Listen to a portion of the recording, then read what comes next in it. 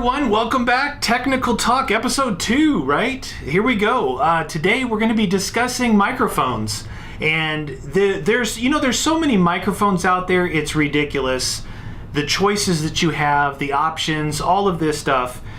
I will talk about and discuss microphones that I have personally used myself. Like I said, there's no way I can cover all of the different ones out there, but what I can do is pass on some information to you guys from the items that I've actually tested and used myself. This is the Blue Snowball microphone. This was my very first microphone I ever used for commentaries. Commentaries, not live commentaries, but commentaries over video games. It's a very, very small little package here, really durable. It comes with this stand. It also obviously can go up in the air like this. It's just got a simple USB to plug into your computer to power it up. And again, we'll go over the specs here in a minute. We've got 3 positions for the different patterns, and this is a front addressed microphone. So when you talk into this thing, you talk into the front of it right here. That is the Blue Snowball microphone from Blue Microphones. It's very good, and let's go ahead and go through the tech specs and you can hear how it sounds. Alright, now we're talking into the Blue Snowball microphone. This is a condenser mic with a USB out. It has 2 polar positions, omnidirectional and cardioid. Cardioid is the one you will use to do podcasting and voice-over gameplay. It does have 3 frequency response positions, and for the price, this is a very good microphone. This is the Blue Snowball mic. That was the Blue Snowball. Again, my first microphone that I ever used, and it's a pretty nice unit. You can't really go wrong with any of these microphones that I'm going to be showing you today. Let's move right in to the next one that I have here, and this is the Blue. This is also another Blue microphone. This is called the Yeti. All right, and it comes with this stand here. You can see from the side. Comes with this stand, or you can then mount it on an arm. Now this is the microphone that I currently use. I currently use this one in all of my Minecraft type games that you see, and a lot of my live commentaries that you'll see, like when I'm doing zombies and stuff. Right here, if you see this, can you see this arm? I have it hanging on the arm here. It's got a shock mount, which is an accessory that we'll talk about. It's also got a pop filter on here, but I can swing it over that way when I do commentaries when I'm playing console. But this is what I normally talk into right here. It sits right here.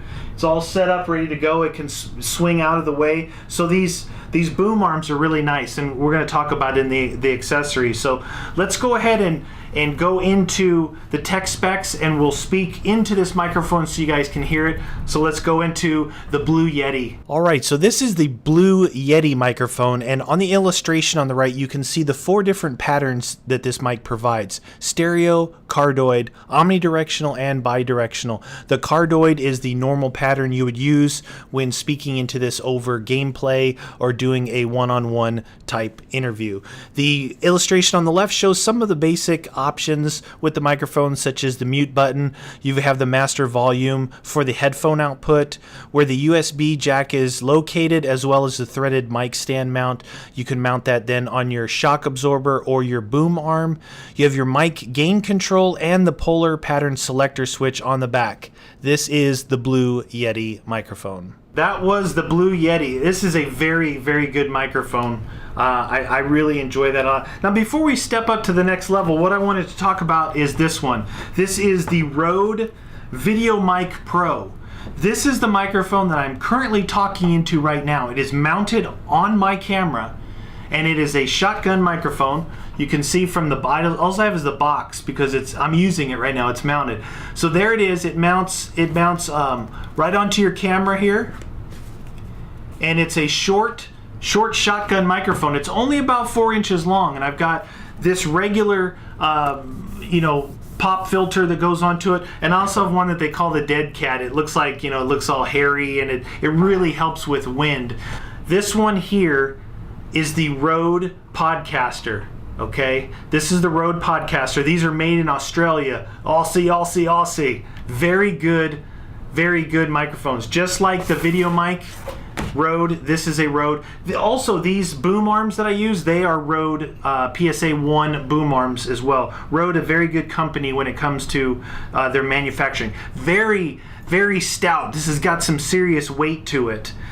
You can see the different options like the headphones, the audio adjustment for the headphones, how you mount, and there's the USB mount. Again, this has a regular mount where you could mount it on something like this. It'll mount on the desktop, but the way I use it on another boom arm. So if you can see this boom arm here, you can see the thing hanging. This is where this is normally mounted.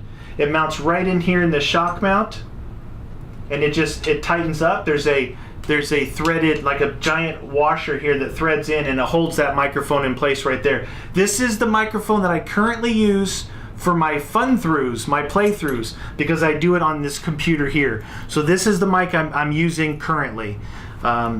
This is a very, very good microphone. Let's go into the tech specs on this so you guys can hear it. All right, everyone. So this is the Rode Podcaster mic. You can see some of the basic specifications here. The acoustic principle is dynamic. Active electronics is an analog signal with an A to D converter, which is an analog to digital converter with the USB interface. You'd see it has the same cardioid pattern as some of the other microphones, but what it talks about in this one is the cardioid will pick up audio from the front and the sides while rejecting sounds from the rear. What that means is it is an end address type unit, but if you move your head from side to side, because it will still pick up the audio, it'll balance out and you won't hear the variations in your voice if you move your head around as you're talking. So these are the basic specifications for the Rode Podcaster microphone. Okay, so that was the Rode Podcaster mic.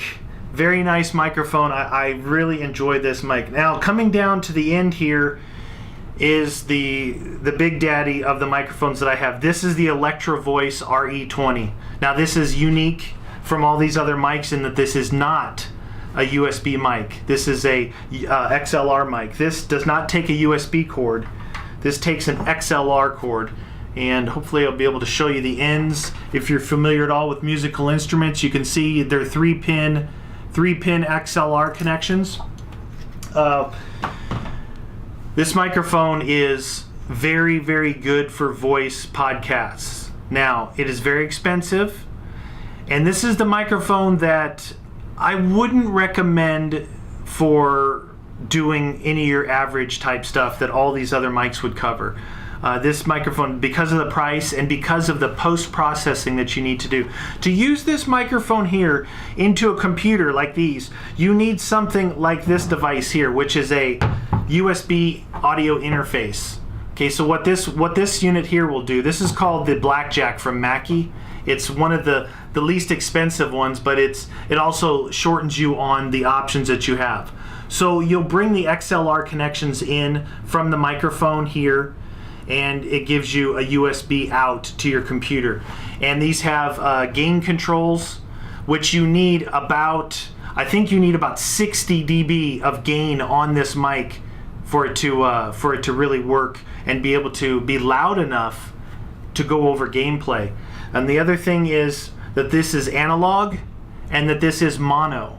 This will come into your system on a single mono channel. So again, there's a lot more post-processing that you have to do with these microphones. So I don't really recommend this for the average person just looking for a very versatile microphone. Price and availability and versatility of these other microphones is much better than this RE20, even though the quality is really good. So we'll go into the tech specs quickly on the RE20 and let you hear what this thing sounds like. All right, everyone, we're at our final microphone here. This is the Electro Voice RE20. Case material is steel. The element is dynamic. It has a cardioid polar pattern and a passive power requirement.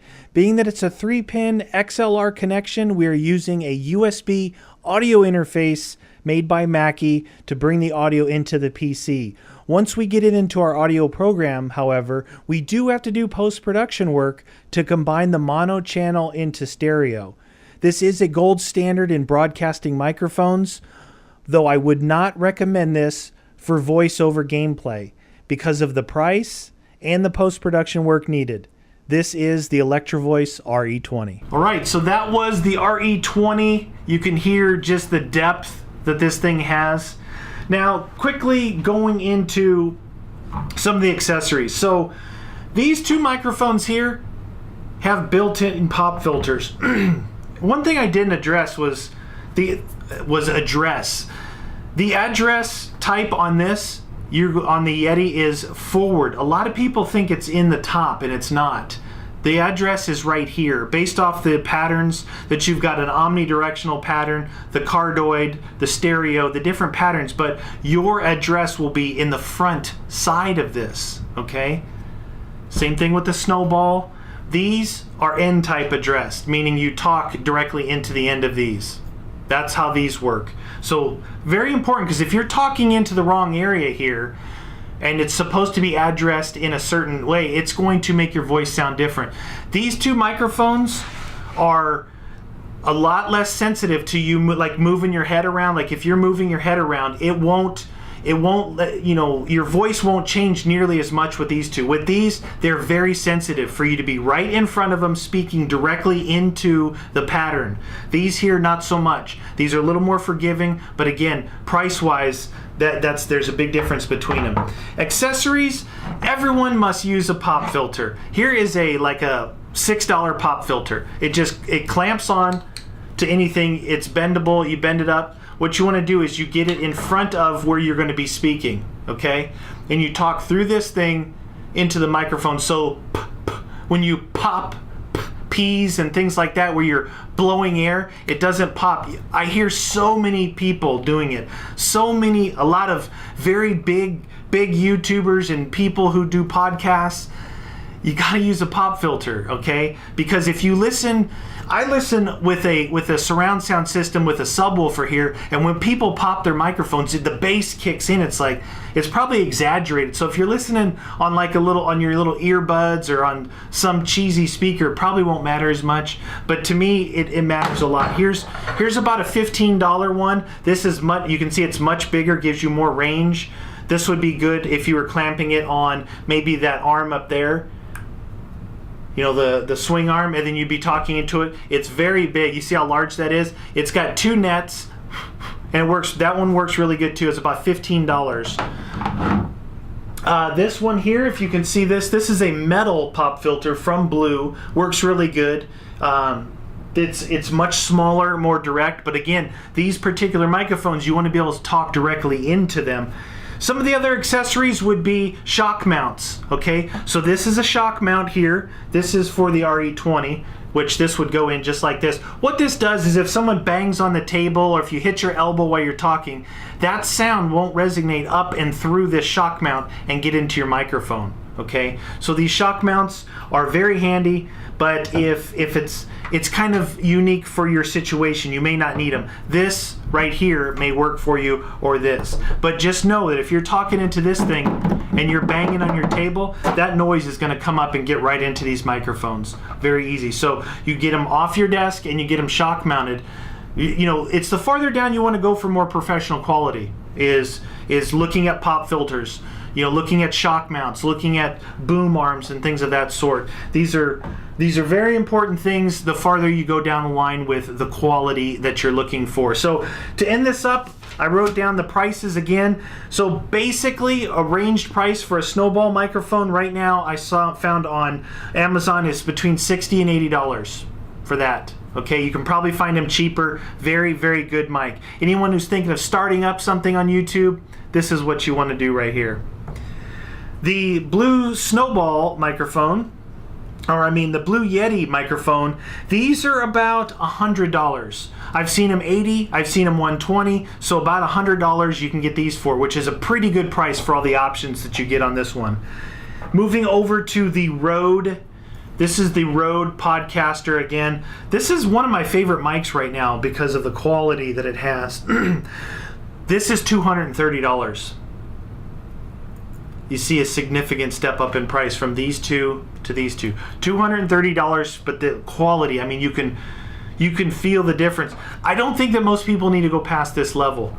This is like a new level of of sound that you're looking for in these microphones here. And finally, the Electro Voice RE20 is $450. All right, this is very, very heavy. It's like a tank. $450. That's why I said most people, most of you guys out there would stay way far away, because you got $450 for this, and remember, you've got to add on all these audio interfaces as well. There's a lot to add to this. So these basically the boom arms are about $100. The Rode PSA ones. This Electro Voice, this particular one is for the RE20.